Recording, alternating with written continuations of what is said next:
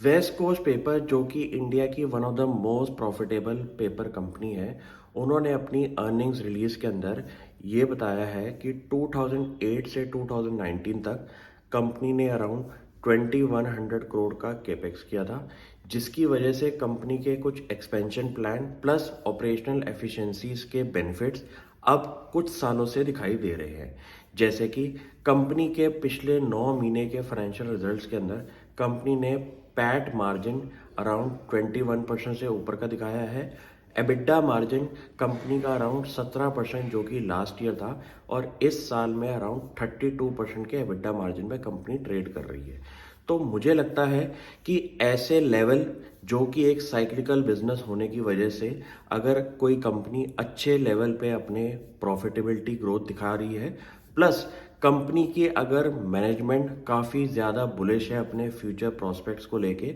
और कंपनी ने ये बोला है कि जो इम्पोर्टेड पल्प जो कि पेपर में यूज़ होता है वो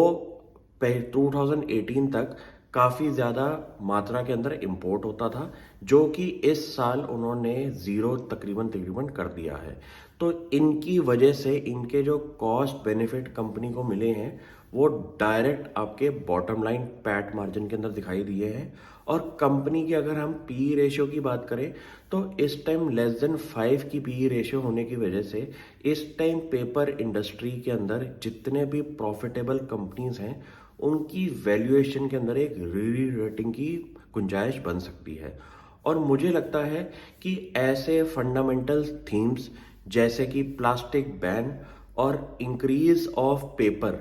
इन packaging, increase of paper in food products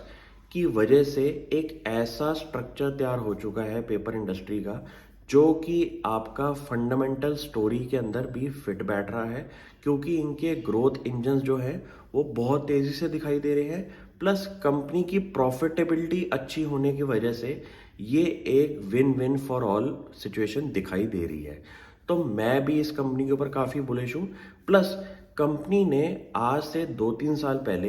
एक एक्विजिशन किया था, अराउंड 72% स्टेक लिया था आंध्रा पेपर के अंदर। तो उस वैल्यू अनलॉकिंग का फ़ायदा मुझे कंपनी की टोटल कंसोलिडेटेड रिजल्ट्स में दिखाई देता है, क्योंकि सेम सेक्टर